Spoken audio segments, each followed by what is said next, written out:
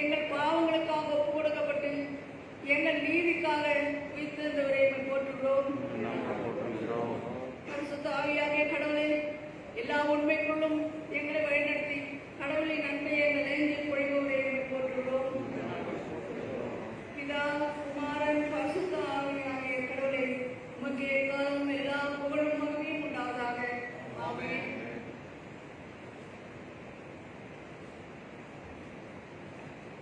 அவர்களுக்கு ஜெபத்திற்காக நாம் இருக்கிற உடனே நம்மை சூழ்ந்து தருவார்.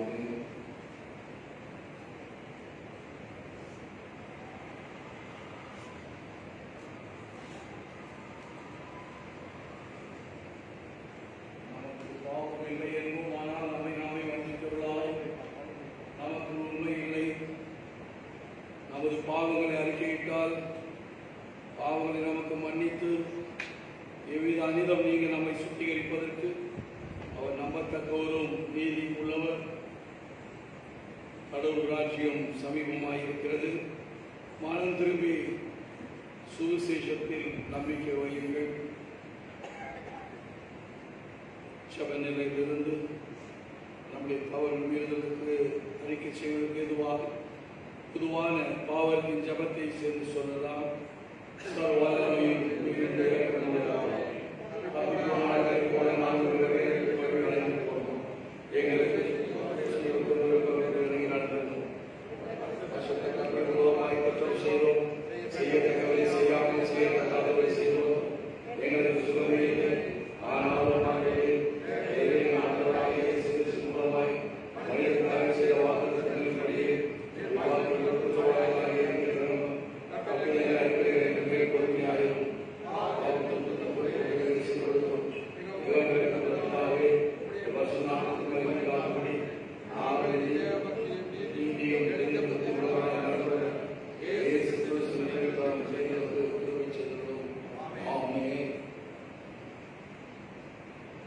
நாம் செய்த பாவ மன்னிப்பு அறிக்கைக்கு உருவாகும். பாவ மன்னிப்பு நிச்சயத்தை பெற்றுக்கொள்வதற்கு தேவ சமூக சபையிலிருந்து காத்திருப்போம்.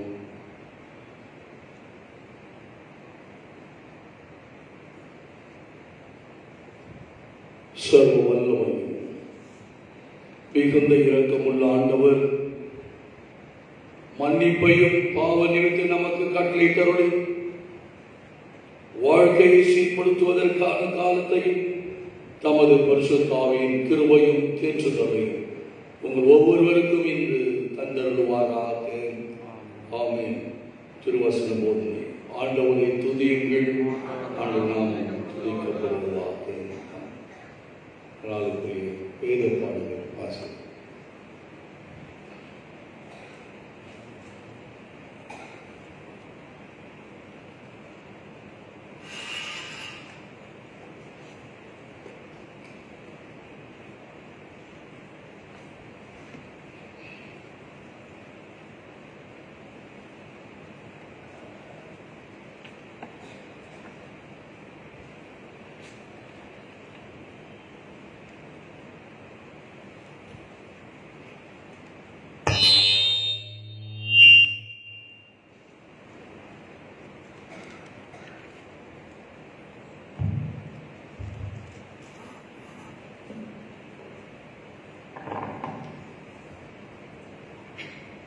இந்த நாளுக்கென்று தெரிந்து கொள்ளப்பட்ட வேத பகுதி 2 ராஜாக்களின் புஸ்தகம் 4ஆம் அதிகாரம் வசனங்கள் 1 முதல் 7 முடிய.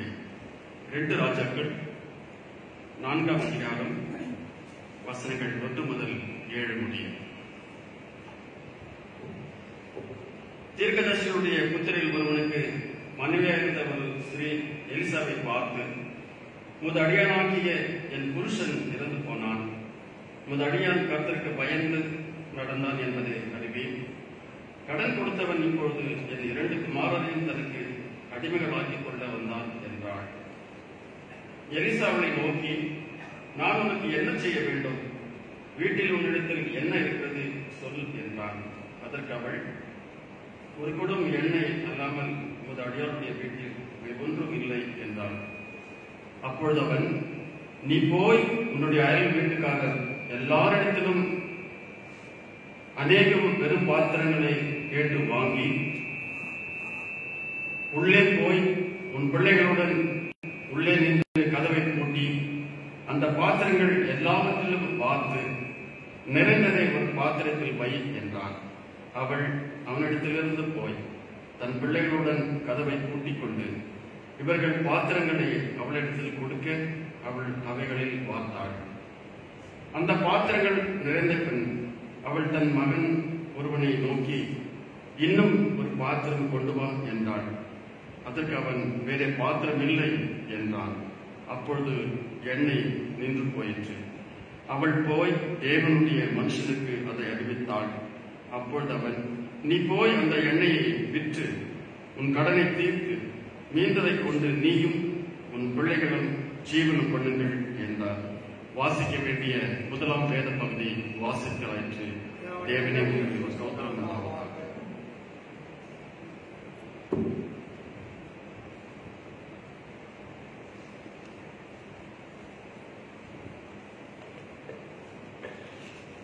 சுவிசேஷத்திற்காக நாம் அனைவரும் இன்றைக்கு கொடுக்கப்பட்ட வேத பகுதி லூக்கா 5ஆம் அதிகாரம் வசனங்கள் 17 தொடங்கி 20 முடிய.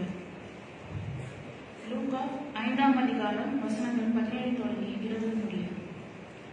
பின்பு ஒரு நாள் அவர் உபதேசித்துக் கொண்டிருக்கிற போது கலிலேயா யூதேயா நாடுகளில் உள்ள சகல கிராமங்களிலும் எருசலேம் நகரத்திலும் இருந்து வந்த பரிசேயரும் நியாய சாஸ்திரிகளும் உட்கார்ந்திருந்தார்கள். அப்பொழுது பிணியாளிகளை குணமாக்கத்தக்க கர்த்தருடைய வல்லமை விளங்கிற்று. அப்பொழுது சில மனுஷர் திமிர்வாதக்காரன் ஒருவனை படுக்கையோடு எடுத்துக் கொண்டு வந்து அவனை உள்ளே கொண்டு போகவும் அவர் முன்பாக வைக்கவும் வகை தேடினார்கள். ஜனக்கூட்டம் மிகுதியாய் இருந்தபடியால் அவனை உள்ளே கொண்டு போகிறதற்கு வகை காணாமல் வீட்டின் மேல் ஏறி தட்டோடுகள் வழியாய் ஜனங்களின் மத்தியில் இயேசுவுக்கு முன்பாக அவனை படுக்கையோடு இறக்கினார்கள். அவர்களுடைய விசுவாசத்தை அவர் கண்டு திமிர்வாதக்காரனை நோக்கி, மனுஷனே, உன் பாவங்கள் உனக்கு மன்னிக்கப்பட்டது என்றார். தேவனே உனக்கு மகிமை உண்டாவதாக.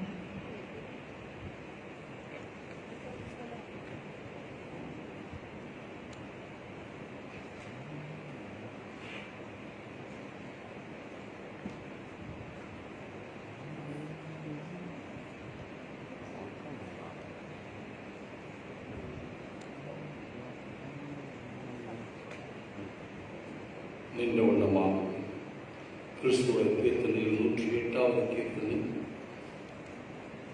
விசுவாசியின் காதில் பட இயேசு என்ற நாமம் இந்த பாடல்களோ முதலாவது காணிக்கை புண்ணியம் செலுத்தப்படி கேட்டது.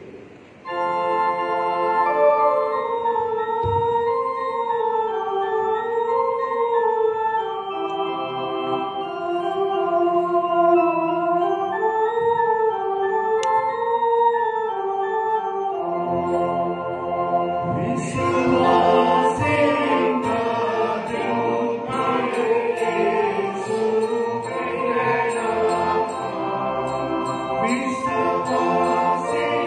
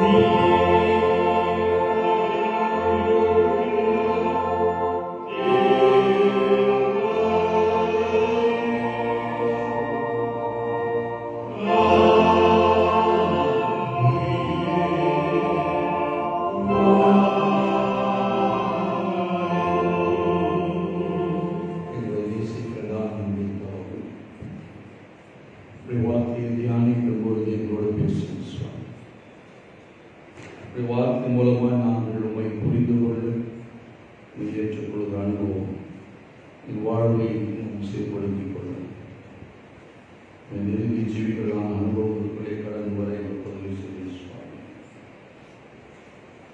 இன்றைக்கும் ஆண்டவரை எதிர்பார்ப்புகளின் மத்தியில் அழைத்து கொண்டிருக்கிற நம்முடைய பிள்ளைகளுக்காக செபிக்கிறோம்.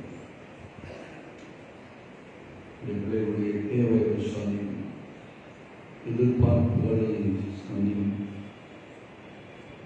வேண்டுகிற காரியங்களை பெற்றுக்கொள்ள கத்த உதவி செய்கிறார். இதை கடந்து ஒப்புக் கொடுக்கிறேன். இதை பேசும் நாங்கள் கேட்கிறோம். இயேசுவின் நாமம் ஆட்சியில் நல்ல பிதாவே. ஆமென். ஆண்டவராகிய இயேசு கிறிஸ்துவின் இனிய நாமத்தினாலே விழாவுடைய வாழ்த்துக்கள் கர்த்தருடைய ஆசீர்வாதமாக. இரண்டு மாதத்தில் இரண்டாவது ஓய்வு நாள் ஞாயிற்றுக்கிழமை ஆராதனையில் நாம் பங்கு கொள்வதற்கு ஆண்டவர் நாம் திரும்பி சென்றிருக்கிறார். ஆண்டவருக்கு நன்றி செலுத்துவோம். இப்போது இந்த கோவிட்-19 பல மாற்றங்களில் மக்களை அச்சுறுத்தி கொண்டிருக்கிற காலத்தில் தான் நாம் இருக்கிறோம். இருந்தும் இந்த அளவு நம்மை ஆண்டவர் காத்து வருகிறார். ஆண்டவருக்கு நன்றி செலுத்துவோம். நாளில் கூட வாசிக்கப்பட்ட வேத பகுதியோடு ஆண்டுடைய வார்த்தையை தியானிக்கும்படியாக நாம் அழைக்கப்பட்டிருக்கிறோம். இந்த தலைப்பு லைஃப் சேவிங் ஃபெய்த் அப்படின்னு சொல்லி வாழ்வை காக்கும் விசுவாசம், வாழ்வை காக்கும் பற்றோடு. நம்முடைய விசுவாசம் நம்மை காக்கும் என்ற ஒரு தலைப்பில் தான் என்று நாம் சிந்திக்க அழைக்கப்பட்டிருக்கிறோம். நம்முடைய நம்பிக்கை யார் மேல் இருக்கிறார்? நாம் யாரை நம்பி வாழ்ந்து கொண்டிருக்கிறோம்? எதை நம்பி வாழ்ந்து கொண்டிருக்கிறோம்? ஆண்டவர் தான் என்று சொல்லிதான் வளர்ந்திருக்கிறோம். இப்போ படித்த பிறகு, வேலையில் அமர்ந்த பிறகு, திருமணம் நடந்த பிறகு, பிள்ளைகளை பெற்றெடுத்த பிறகு, பிள்ளைகளை படிக்க வைக்கவோ அவர்கள் செய்ய வேண்டிய காரியங்களை செய்த பிறகு, ஓய்வு பெற்ற பிறகு, இப்போ இன்னும் நாம் எதை நம்பி இருக்கிறோம்? ஆரம்பத்தில் நாம் செய்த காரியங்கள், துவங்கின காரியங்கள், இன்று அதில் இருக்கிறோமா? 100% அதில் இருக்கிறோமா? திரும்பி நம்முடைய விசுவாசம் வாழ்வை திரும்பி பார்த்தால் நாம் எங்கே இருக்கிறோம்? ஆண்டவர் நம்முடைய தேவையெல்லாம் சந்தித்தார். கேட்கும் போதெல்லாம் அவர் நமக்கு செவி கொடுத்தார். எங்கெல்லாம் ஓடினோமோ, எங்கெல்லாம் அவரை எழுத்தோமோ அங்கெல்லாம் நம்ம கூட தான் இருந்தார். ஆனால் இன்று நாம் எங்கே இருக்கிறோம். ஆண்டவர் நம்மை தேடிக்கொண்டுதான் இருக்கிறார், நம்மை பார்த்து கொண்டுதான் இருக்கிறார். ஆனால் நாம் எங்கே இருக்கிறோம் என்பதுதான் நமக்கு பதில், நம்மிடத்திலிருந்து பதிலை இருப்பார்.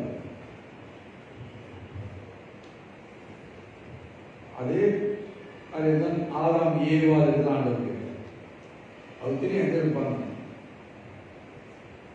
ஏனென்றால் தோட்டத்தை உருவாக்கினவர் அவர் கண்கள் எவ்விடத்திலும் உலாவிக் கொண்டிருக்கிறார். தேவ பிரசுரம் எல்லா இடத்திலும் இருக்கிறார். ஆனாலும் ஒரு கேள்வியை ஆதாம் பார்த்து கேட்டார், நீ எங்கே இருக்கிறாய்?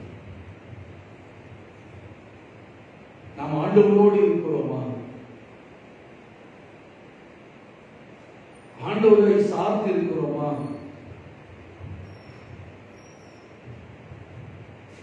எங்க ஒரு இடத்துல ஆண்டவரை கொடுக்க வேண்டிய ஸ்தானத்தை விட்டுட்டோம். ஆண்டவரை வைக்க வேண்டிய இடத்துல என்னுடைய சுயநலம் மேல வந்து, என்னுடைய படிப்போ வேலையோ பணமோ அதிகாரமோ பதவியோ என் அந்தஸ்து எது ஆண்டவரை பின்தள்ளி இருக்கிறது. நாம தான் அதுக்கு பதில் நாம தான் சொல்லணும்.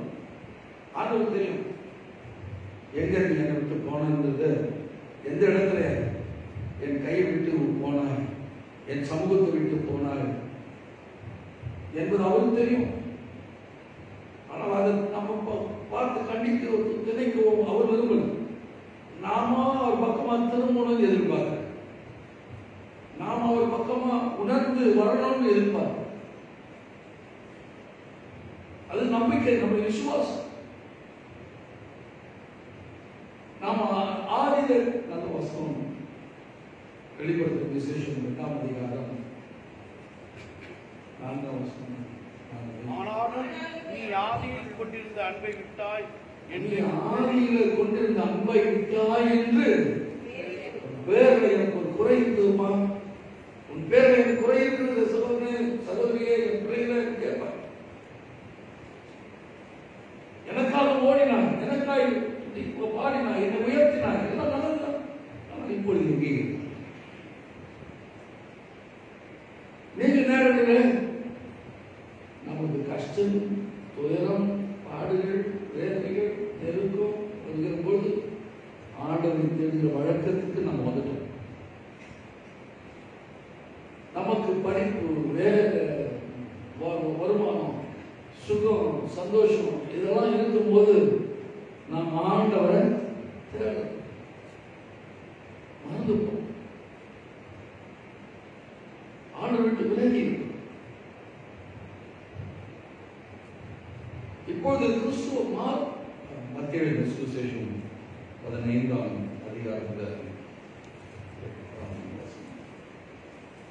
8ஆம் வசனம் சொல்லுது, இந்த ஜனங்கள் தங்கள் வாயினால் என்னிடத்தில் சேர்ந்து, இந்த ஜனங்கள் தங்கள் வாயினால் என்னிடத்தில் சேர்ந்து, தங்கள் உதடுகளினால் என்னை கனம் பண்ணுகிறார்கள், தங்கள் உதடுகளினால் என்னை கனம் பண்ணுகிறார்கள், அவர்கள் இருதயமோ எனக்கு தூரமாய் விலகி இருக்கிறது, எனக்கு தூரமாய் விலகி இருக்கிறது என்று சொல்லி நம்முடைய உதடுகளினால் வார்த்தைகளினால ஆண்டவரை பிரியப்படுத்துகிற மாதிரி, ஆண்டவரை மகிமைப்படுத்துகிற மாதிரி, ஆண்டவருடைய பிள்ளைகளை போல, ஆனால் நம்முடைய இருதயமோ மற்ற காரியங்களுக்கு முக்கியத்துவம் கொடுத்துருச்சு.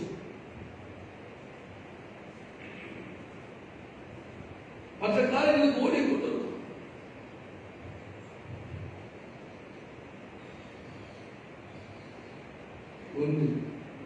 ஒன்று யோவான் 1ஆம் அதிகாரம் 6ஆம் வசனத்தில் தேவனோடு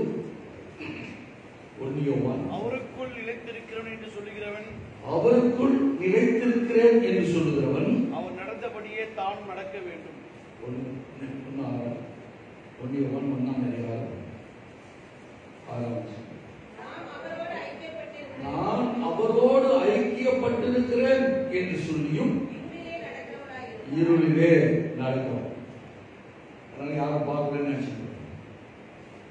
ஆண்டவருக்கு இருளும் வெளிச்சிருக்காங்க. வசனம் ஆண்டவருக்கு இருளும் நமக்கு தான் இருள் மறை, ஆனா அது வெளியரங்கமாய் ஆடுவார். இருளும் அவர் வெளிச்சம். தேவனோடு ஐக்கியமா இருக்கிறது தான் சொல்லுது. ஆனால் சத்தியத்தின்படி நடவாமல் அது நம்முடைய விசுவாசம், நம்பிக்கை ஆண்டவர் பார்த்துக் கொண்டே. நீங்க சோர்ந்து நான் விசுவாசி ஆண்டவர் நம்பிக்கை வைத்தோம். ஆனால் அது விசுவாசம் நம்பிக்கை கை கொடுக்கல. என் படிப்புல கை கொடுக்கல, வேலையில கை கொடுக்கல, குடும்பத்துல கை கொடுக்கல, பிள்ளைகள் வாழ்வுல கை கொடுக்கல, சோர்ந்து போயிருக்கிறோம். ஆகவே ஏதோ ஒரு இடத்துல நான் ஆண்டவரை விட்டு விலகி சோர்ந்து போயிட்டேன். நல்ல பாரம்பரியம் தான் நம்முடைய குடும்பங்கள். ஆனால் ஏதோ ஒரு இடத்துல நான் எதிர்பார்ப்பது நடக்கலை, நான் எதிர்பார்த்த காரியங்கள் எனக்கு கைகூடி வரவில்லை என்பதற்காக ஆண்டவரை முரண்பட்டு ஆண்டவரை விலகி போய் கொண்டு நான் விரும்புகிற மாதிரி படிப்பு வேற, குடும்பம் நான் விரும்புகிற மாதிரி விசுவாசிகள், இந்த பொறுப்பில் இருக்கிறவர்கள், ஆயிரங்கள், போதகர்கள், ஊழியர்கள் இல்லை. ஆகவே ஆண்டவர் மேல கோபம் வந்துச்சு. ஊழியர் மேல கோபம் வந்து பேச கூட இருக்கலாம், சக விசுவாசிகள் ஆளுக்கு வருது நிறுத்திட்டோம். யார் யார் மேல கோபம்? ஆண்டவருக்கு கொடுக்க வேண்டிய தசமபாகத்தை வந்து கொடுக்கல. யாருக்கு யார் மேல கோபம்? நாங்க எதிர்பார்க்க ஆலயம் கட்ட முடியல, கொடுக்க முடியல. அதுக்காக உன் காணிக்கை எங்க வேற என்ன போடுங்க, இல்ல வேற ஏதாவது ஆண்டவர் ஜோதிகள் போயிருந்தா இப்படிதான் கேட்பார் ஆண்டவர். இது ஏனென்றால் இது ஆண்டவருடைய சரீரம். நீங்க தெரிந்தோ தெரியாமலையோ உடைய பெற்றோர், தாத்தா, பாட்டி, முன்னோர்கள் இந்த திருச்சபையில் அங்கமாயிட்டாங்க. தலைமுறை தலைமுறை இந்த திருச்சபையில் நீங்கள் நீங்க ஒரு அவயம். இந்த திருச்சபை, இந்த சபை என்ன? ஆண்டவருடைய சரீரம். ஆண்டவருடைய சரீரத்தை விட்டு இங்க போறோம், அங்க போறோம், இங்க போய்க்கிறோம், அங்க போய்க்கிறோம், இப்படி மாறி யார் மேல இருக்கிற வருத்தம், யார் மேல இருக்கிற கோபம்? அதுக்காக சபையும் ஆண்டவரையும் விட்டு விலகி தூரம் போய் ஆண்டவர் பார்த்து தான் இருக்கிறார். ஆண்டவருடைய பார்வை, ஆண்டவருடைய கண்கள். நாம இங்க மறைச்சிருக்கிறோம், அங்க போயிட்டு இருக்கிறோம், இங்க நீ உட்காந்துக்கிறோம், அங்க கோயில் கொடுக்கிறோம் அல்ல. நல்ல வசனம் நீதிமொழிகள் புத்தகம் 15ஆம் அதிகாரம் 3ஆம் வசனத்துல கர்த்தருடைய கண்கள் எவ்வளத்திலும் இருந்து ஓய்வு நாளில் எங்க இருக்கணும்னு பார்ப்பார். காலை அதிகாரிகள் எங்க இருக்கிறது, எங்க இருக்கணும்னு பார்ப்பார். இரவு குடும்ப ஜபம் இருந்தா வீட்டு பார்ப்பார். நீ போகிற இடத்துல, வருகிற இடங்களில், தோன்ற காரியங்களில் நீ என்ன செய்கிறாய்? பணம் தான் ஓடிட்டியா? படிப்பு வேலை இருந்தா ஓடிட்டியா?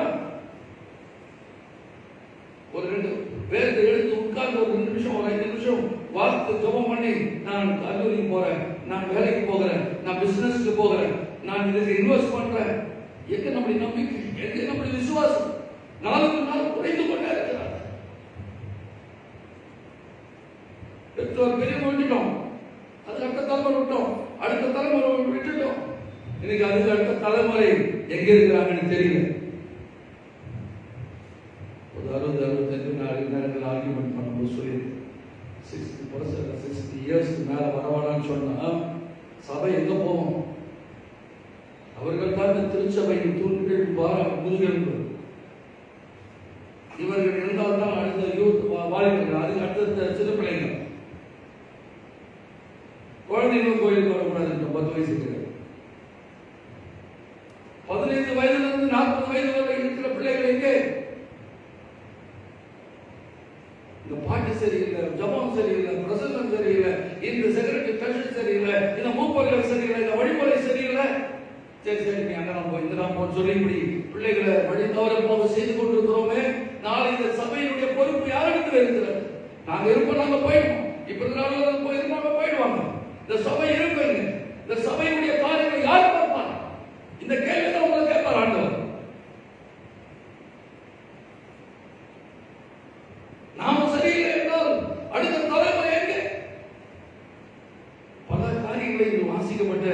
முதல் பகுதியை சொல்றது அது நேரம் கிடையாது பேசுறது. ஒன்று மட்டும் ஒன்று சொல்றேன். தீர்க்கதரிசி புத்திரர்களில் ஒருவருடைய குடும்பத்தை குறித்து போட்டிருந்தது. அது இன்னும் ஆராய்ந்து பார்த்தால் அவர்கள் தாராளமாய் தீர்க்கதரிசியை உபகாரம் செய்தவர்கள். தீர்க்கதரிசியுடைய ஊழியர்களை கணவனுடைய குடும்பம் போடுது. நடந்துதான். ஆனால் அவருடைய பிள்ளைகள் நடந்தது மாட்டேங்க. ஒரு தீர்க்கதரிசியுடைய குடும்பம் இன்று பிள்ளைகள் கடனால அடிமைப்படுத்தப்படுகிற சூழல் வந்துருச்சு. ஏன் வந்தது? ஒரு கேள்வி கேட்டுக்கொண்டார். பல காரியங்கள் ஆண்டு தெளிவுபடுத்தினார். சொன்ன என்ன கொஞ்சம் நம்மை அறியாமலே நம்மளை தெரியாமலே நல்லது என்று நினைத்து இன்றைக்கு எனக்கு மனநிறைவு கிடைக்கிறது, இன்றைக்கு ஒரு சாட்டிஸ்பாக்சன், இன்றைக்கு ஒரு திருப்தி அப்படி நினைச்சு ஓடி இருக்கிறோமே, இது ரொம்ப காலத்துக்கு ஓடாது. ஆண்டு மேல நம்பிக்கை விசுவாசம் ஆண்டு மேல இருக்கணும். தீர்க்கதரிசியுடைய புத்திரனுடைய குடும்பத்துல ஆண்டவரை தொழுது ஆராதிக்க மையப்படுத்துகிற ஒரு குடும்பத்துல திடீரென்று அவர் கணவன் இல்லை மறிவு, ஒரே ஒரு ஆட்டம், ஒரு குழுக்கிறாங்க.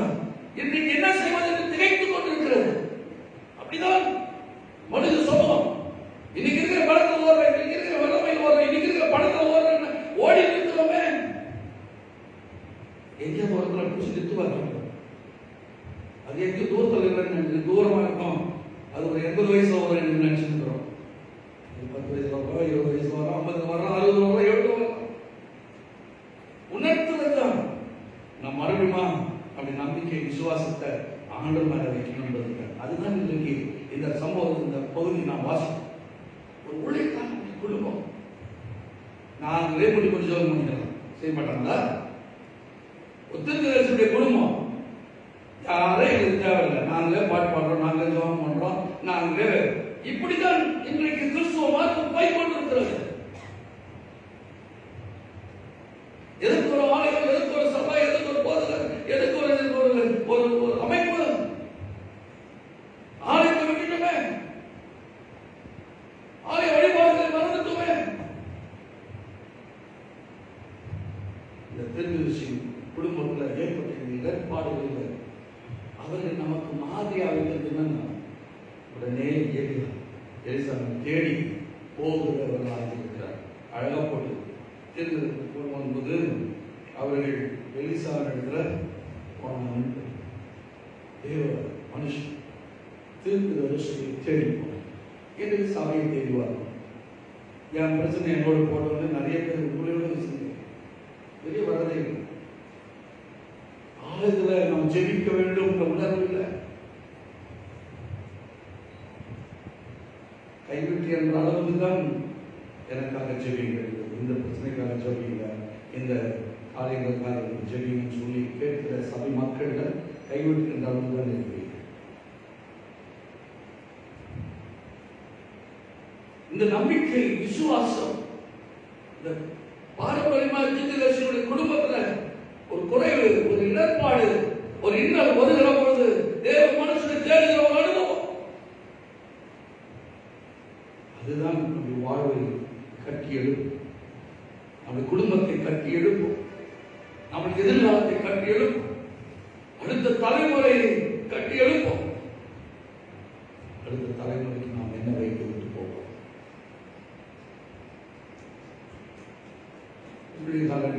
போய் சொன்னா அவர் சொல்றாரு, நான் உனக்கு என்ன செய்யணும் கேட்ட பிறகு என்னுடைய கடன், என் பிள்ளைகள் அடிமை போகிறாங்க, அவர்களுக்கு ஒரு வாழ்வு கிடைக்கும்.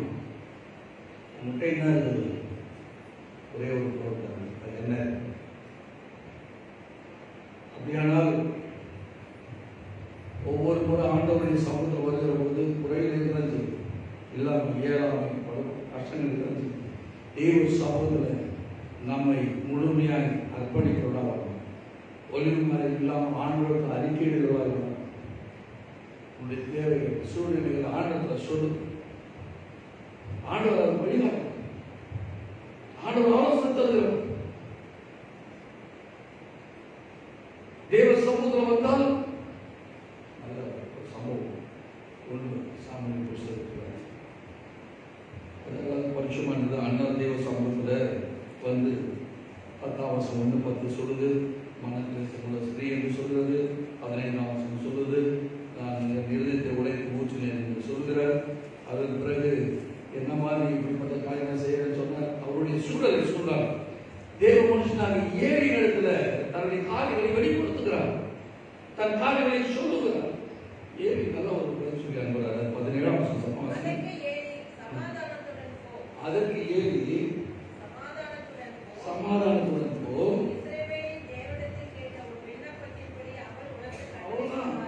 தேவ சமூகத்திலிருந்து கொடுக்கிற ஒரு வார்த்தை, ஒரு நம்பிக்கையின் வார்த்தை, விசுவாசத்தின் வார்த்தை, ஒரு எழுப்புதலின் வார்த்தை. நம்பிக்கையோடு பெற்றுக்கொண்டால் அது ஆசீர்வாதம். ஏன் கேட்டால் அதுக்கு ஒரு பதில் நாம தான் ஆரம்பிக்கணும். ஏன் தெளிவா சொல்ல, சமாதானத்துல போ. நீ இந்த சமூகத்துல நீ வேண்டுதல் செய்த காரியங்கள், என்று சொன்ன காரியங்களை ஆண்டவர் நிறைவேற்றுவார்.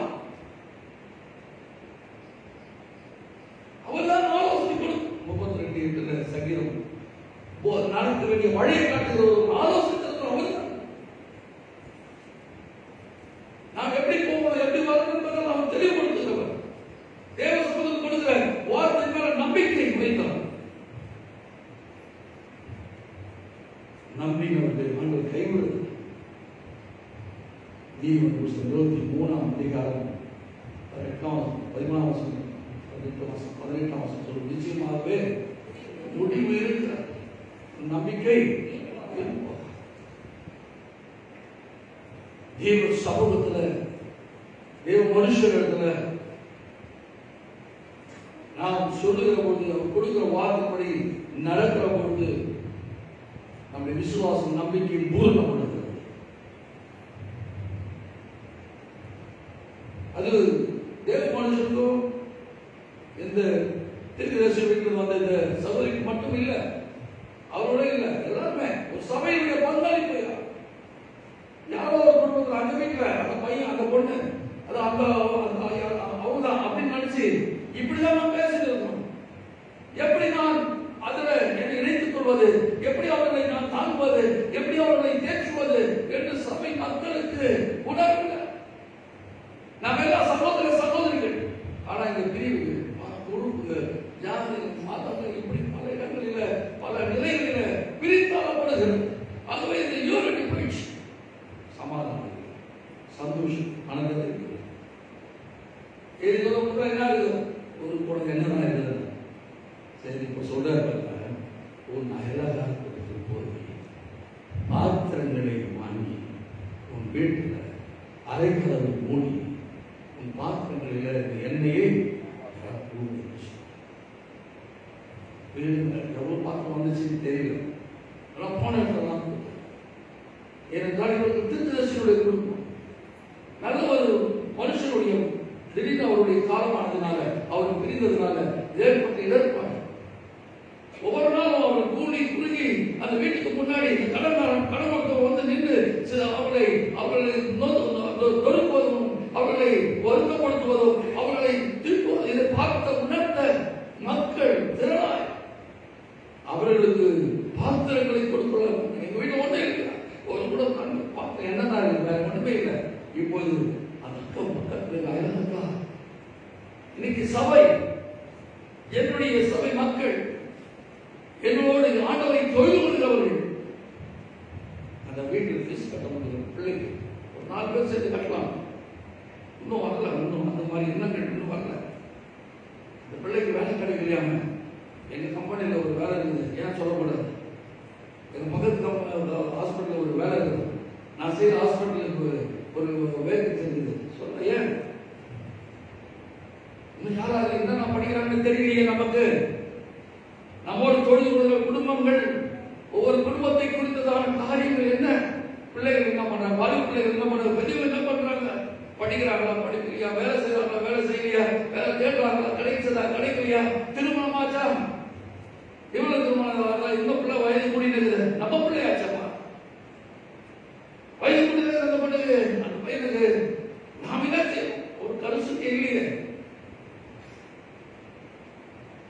விசுவாச நம்பிக்கை என்னதான் செய்கிறது? குறுகிய வட்டத்தில் வச்சிருக்கிறோம். இந்த ஐலந்துக்காரர்கள் இவர்களோடு இணைந்து அவருடைய வாழ்வை கட்டி எழுப்புவதற்கு தங்களை அர்ப்பணிக்கிறவர்களாக மாறுகிறார்கள். அந்த விசுவாசத்தில் உச்சத்தை பார்க்கிறது. எல்லோரும் ஒருங்கிணைந்தால் தான். அதற்காக தான் நாம் அழைக்கிறோம்.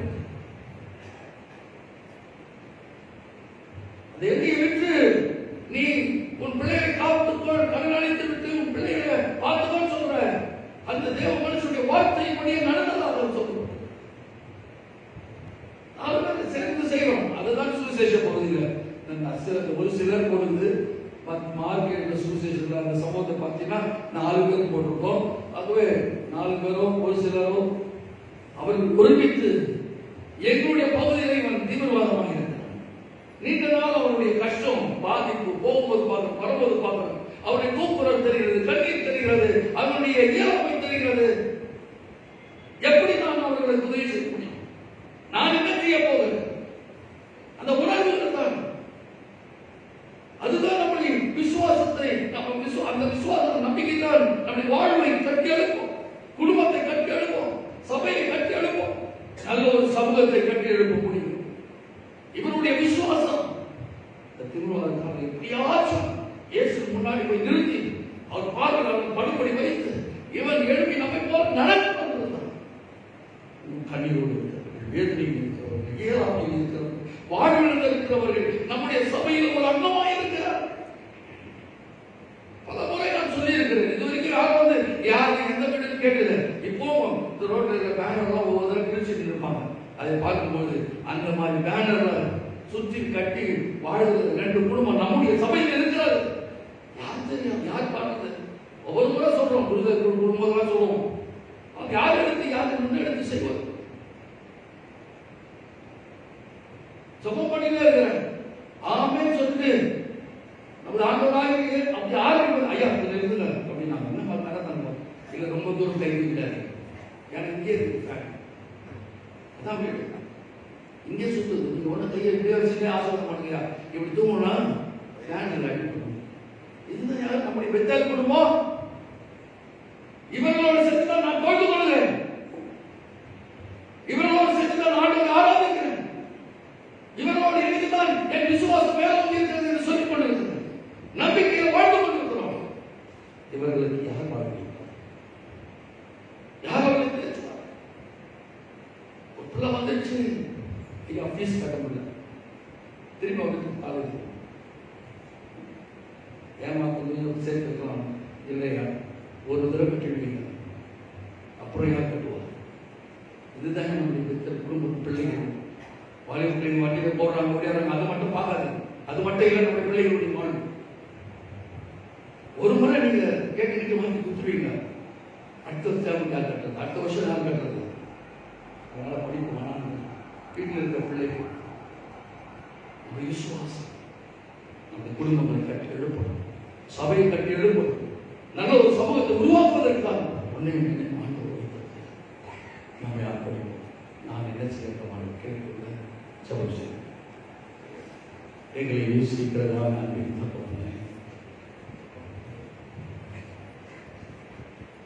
காலையானவர்கள் என் வாழ்வை காக்கும் விசுவாசம் சுயநலமாய் போச்சு. நான் அந்த காலையை சுற்றி கொண்டிருக்கிறேன். குறுகிய பட்டத்தில் என் கண்பார்வைகள் இருந்து கொண்டிருக்கிறேன். உங்களுடைய நாமம் தரிக்கப்பட்ட பிள்ளைகள் எங்கள் குடும்பத்தில், எங்கள் சபையில், எங்களுடைய சமூகம் இன்னும் முன்னேற்றம் அடைய வேண்டும். அவருடைய விசுவாசம் உயர்த்தப்பட வேண்டும். ஒரு நாள் அவர்கள் சோர்ந்து போகக்கூடாது என்ற நிலையில நாங்கள் உணர்த்தப்படுகிறோம். இந்த வார்த்தையை கேட்க முடிய பிள்ளைகளோடு தொடர்ந்து பேசும் விசுவாசத்தை நம்பிக்கை உறுதிப்படுத்த உண்மையிலே வளர என்ற உதவி இயேசுவின் நாமத்தின் ஆட்சியின் நல்ல பிதாவே. ஆமென்.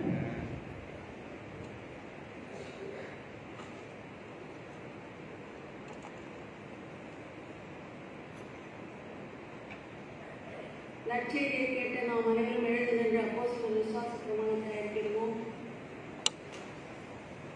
வானத்தையும் பூமியையும் படைத்த சர்வ வல்லவரும்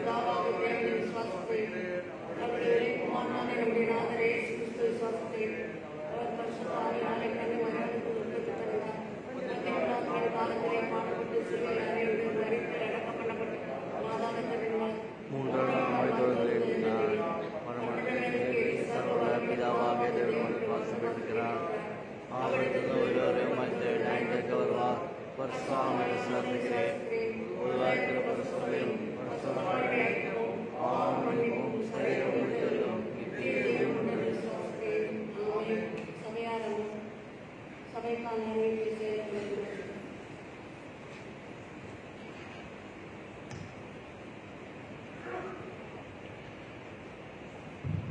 கர்த்தருடைய பரிசுத்த நாமத்துக்கு மகிமை உண்டாவதாக. நம்முடைய ஆலயத்திலே வழக்கமாக நாம் கொடுக்கும் ஸ்காலர்ஷிப், அதாவது கல்வி ஊக்கத்தொகை, இந்த வருடம் இன்னும் கொடுக்கப்படவில்லை. ஒரு சில அப்ளிகேஷன்ஸ் இன்னும் வராமல் இருக்கிறது. அதை சபையாருக்கு அறிவித்துக் கொள்கிறோம். இன்னும் கொடுக்காதவர்கள் தயவு கூர்ந்து அதை சீக்கிரமாக கொடுக்க உங்களை அன்புடன் கேட்டுக்கொள்கிறோம். நம்முடைய சபையை சேர்ந்த திருமதி ஜாய்ஸ் அவர்கள் தங்களுடைய பொருத்தனை காணிக்கையாக ரூபாய் 10,000 கொடுத்திருக்கிறார்கள். ஆயத்தனுடைய செய்தியிலே கொடுத்த பிரகாரமாக அவர்கள் அவ்வளவு பெரிய பணக்கார குடும்பம் அல்ல. இருந்தாலும் அவர்கள் என்னிடத்திலே சொல்லும் போது இந்த பொருத்தனை காணிக்கை ஏதாவது ஒரு ஏழை பிள்ளைகளுக்கு இதை கல்வி ஊக்கத்தொகையாக அல்லது உதவி தொகையாக நீங்கள் கொடுங்கள் என்று சொல்லிக் கொடுத்தார்கள். அதை நான் சாட்சியாக உங்களுக்கு சொல்லிக் கொடுக்கிறேன். அந்த குடும்பத்தாருக்காக, சகோதரிக்காக சபையார் ஜெபிக்க உங்களை அன்புடன் கேட்டுக்கொள்கிறேன். பேராய மாமன்றத்திற்காக தொடர்ந்து சபையார் ஜெபிக்க உங்களை அன்புடன் கேட்டுக்கொள்கிறோம். அப்படியே நம்முடைய சபையை சேர்ந்த திருமதி ரேச்சல் தமேந்தி அவர்கள் சற்றே சுபேனமாக இருக்கிறார்கள். அவர்களுக்காக சபையார் தங்களுடைய தனி ஜெபத்திலும் குடும்ப ஜெபத்திலும் ஜெபிக்கும்படி உங்களை அன்புடன் கேட்டுக்கொள்கிறோம். இப்படி நாங்கள் ஒவ்வொருத்தர் பேரை சொல்லும் போது தயவு கூர்ந்து இது எதுக்கும் சொல்றாங்கன்னு எங்களுக்கு அவங்க தெரியாது என்று சபையாக இருந்து விடாதீர்கள். அவருடைய பெயரை சொல்லி உங்கள் குடும்ப ஜெபங்களிலும் தனி ஜெபங்களிலும் நீங்கள் ஜெபிக்க உங்களை அன்புடன் கேட்டுக்கொள்கிறோம். திருமதி சாம் கவியரசு மெட்டில்டா அவர்கள் நமக்கு ஆல்டரில் இருக்கும் ஃப்ளவர் வாஸை காணிக்கையாக கொடுத்திருக்கிறார்கள். அந்த குடும்பத்தாருக்கு நாங்கள் நன்றி தெரிவித்துக் கொள்கிறோம். அவர்களுக்காகவும் சபையார் ஜெபிக்க உங்களை அன்புடன் கேட்டுக்கொள்கிறோம். அப்படியே திருமதி சுந்தரேசன் காந்திரூபன் அவர்கள் நெல்லிக்காயை கொடுத்திருக்கிறார்கள். ஆலய முடிவில் அது ஏலத்திற்காக வரும். அதை சபையார் கலந்து கொண்டு அதில் பெற்று செல்ல உங்களை அன்புடன் கேட்டுக்கொள்கிறோம். ஆயர் சற்றே சிறிதாக சொன்னார்கள். இருந்தாலும் நான் சொல்லிக் கொண்டிருக்கிற பிரகாரமாக இந்த COVID-19 இன்னும் தனித்த பாடாக இல்லை. மகாராஷ்டிரா, கேரளா போன்ற பகுதிகளிலே அதிகமாக இருக்கிறது. சபையார் ஜாக்கிரதையாக இருக்க உங்களை அன்புடன் கேட்டுக்கொள்கிறோம். இது ஏதோ போய்விட்டது, நின்று விட்டது என்று இல்லாதபடிக்கு ஜெபியுங்கள். பாதிக்கப்பட்டிருக்க மாநிலங்களுக்காக ஜெபியுங்கள். தொடர்ந்து நாம் ஜாக்கிரதையாக இருக்க உங்களை அன்புடன் கேட்டுக்கொள்கிறோம். கடந்த வார காணிக்கை விவரம்: முதலாம் காணிக்கை மாத சந்தா காணிக்கை 15,400, சோத்திர காணிக்கை 1,350, ஆண்கள் ஐக்கிய சங்கம் 1,930, பெண்கள் ஐக்கிய சங்கம் 1,080, வாலிபர் ஐக்கிய சங்கம் 330, புதிய ஆலை கட்டிட நிதி 3,810, ஓய்வுநாள் பள்ளி 130, பேராய விடுதி நிதி 230, நலிந்தோர் நல நிதி 2,560, குருத்துவ பணியாளர் நிதி 1,130, ஆராதனை காணிக்கை 5,750, தொரப்பாடி தொழுகை மைய காணிக்கை 160, கல்வி நிதி 1,350, ஆக மொத்தம் 35,210. இரண்டாம் காணிக்கை ஸ்தோத்திர காணிக்கை 300, திருமண நாள் காணிக்கை 200, ஆராதனை காணிக்கை 7,200, ஆக மொத்தம் 7,700. 27/2/21 அன்று வெள்ளிக்கிழமை ஆராதனையில் பெறப்பட்ட காணிக்கை மாத சந்தா காணிக்கை 500, ஆராதனை காணிக்கை 1,770, ஆக மொத்தம் 2,270. நாளை சுருக்க திருவிருந்து ஆராதனை இருக்கும். 1/3/21 அன்று காலை 7 மணிக்கு சரியாக இருக்கும். அதை சபையாக நன்றி.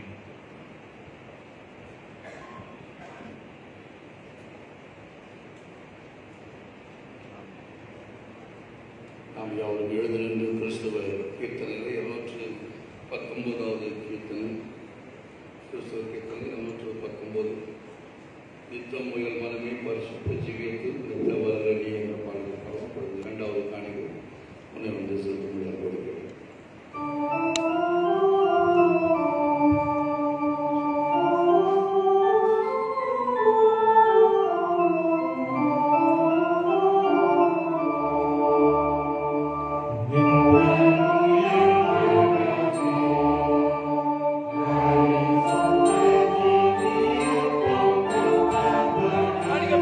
பின்னாடி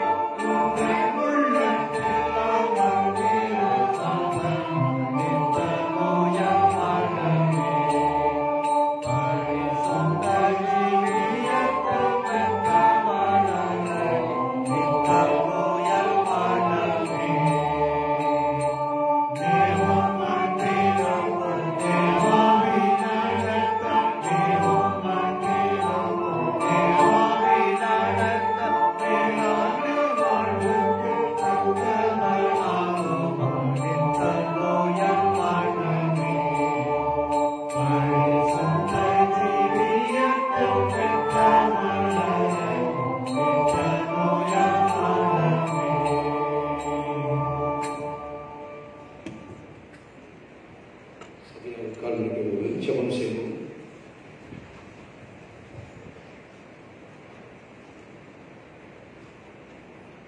ஜெபம். எங்கள் அன்பின் பரலோக தந்தை, அருமையான நாள் ஆராதனைகளுக்காக நாங்கள் உண்மை நன்றியோடு துதிக்கிறோம், சோதரிக்கிறோம் சுவாமி. எத்தனையோ பேர் இல்லாத சாதித்தை கொடுத்து அண்ணே உண்மை நாமத்தை குறித்து பாடமும் சத்தியத்தை கேட்கும் குறிப்பிட்டது தயவுக்காக மட்டும் நன்றி. கேட்ட சத்தியத்திற்காக மட்டுமே உண்மையை நாங்கள் நம்பிக்கை வைத்து வாழவும் உண்மை பற்றுறுதியாக இருக்கும் எங்களுக்கு ஒவ்வொரு உதவி செய்ய வேண்டும் என்று என்னுடைய அவருடைய விசுவாசத்தை நீங்கள் எடுத்துக்கொண்டு விசுவாசத்துக்கு வரும் உண்மையிலே நாங்கள் நம்பிக்கை வைப்பதற்கு உதவி செய்தல் வேண்டும் என்று வேண்டிக்கிறோம். விசுவாசத்தை போக்குவதும் முடிக்கிறதுமாக இருக்கிற உண்மை நோக்கி நாங்கள் பார்த்து நாங்கள் எங்கள் வாழ்வில் முன்னேற உதவி செய்ய வேண்டும். ஆலயத்துக்கு வந்திருக்கிற ஒவ்வொருவரையும் பரிசுத்த கர்த்தரை ஒவ்வொருத்தரும் நாங்கள் ஜெயிக்கிறோம்.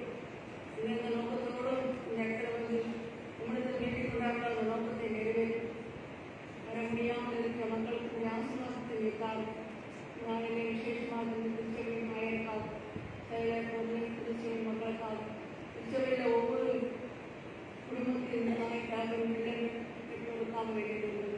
ஒவ்வொருவரையும் நிராசையில் தேசத்தில் நிதிதேசத்தில் இருக்கிற மக்களுக்காக வேண்டியுள்ளது. சுமீனமாக இருக்கிற மக்களுக்காக வேண்டியுள்ளது. உங்களுடைய நாமத்திற்கு அந்த மக்களுக்கு பரிபூர்ண சுகத்தை பெற்று மீண்டும் வந்து இந்த இடத்துல உண்மை தொழுது கொள்ளும்படியாக திருச்சி செல்ல வேண்டும் என்று வேண்டியுள்ளது.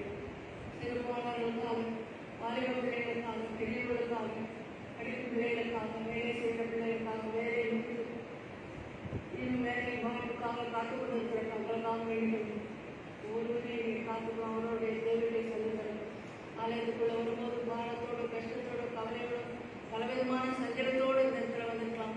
திரும்பி அப்படியே போகாமல் ஆண்டவரே விரும்பியாக வந்து விரும்பியாக போகாமல் அவருடைய ஆசீர்வாதத்தை அவர்கள் பெற்றுக்கொண்டு சமாதானத்தோடு நம்பிக்கையோடு வெளியே செல்ல உதவி செய்தார்.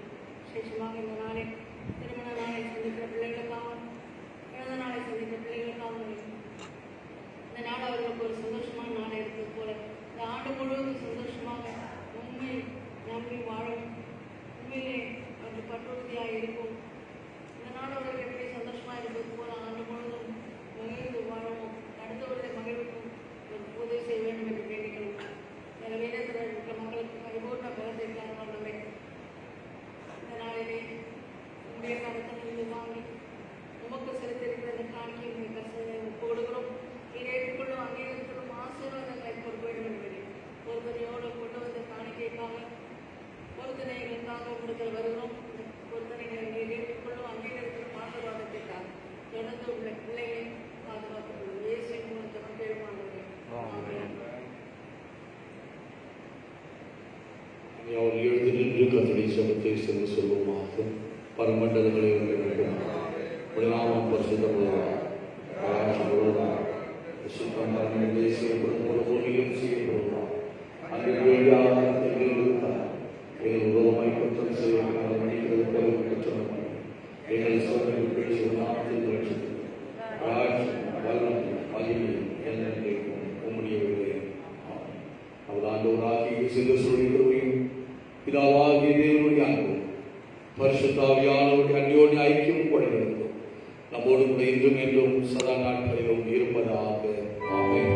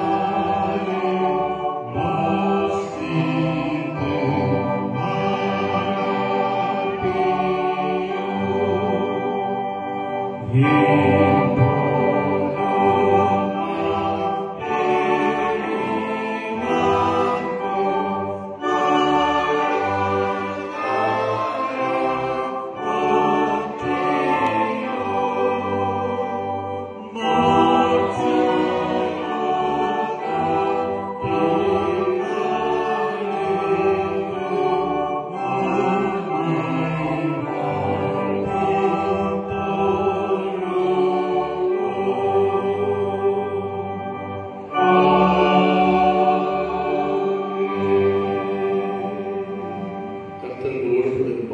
ஆவியோடு முடிவார்.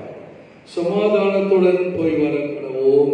கர்த்தருடைய நாமத்தினாலே ஆமென். God bless you.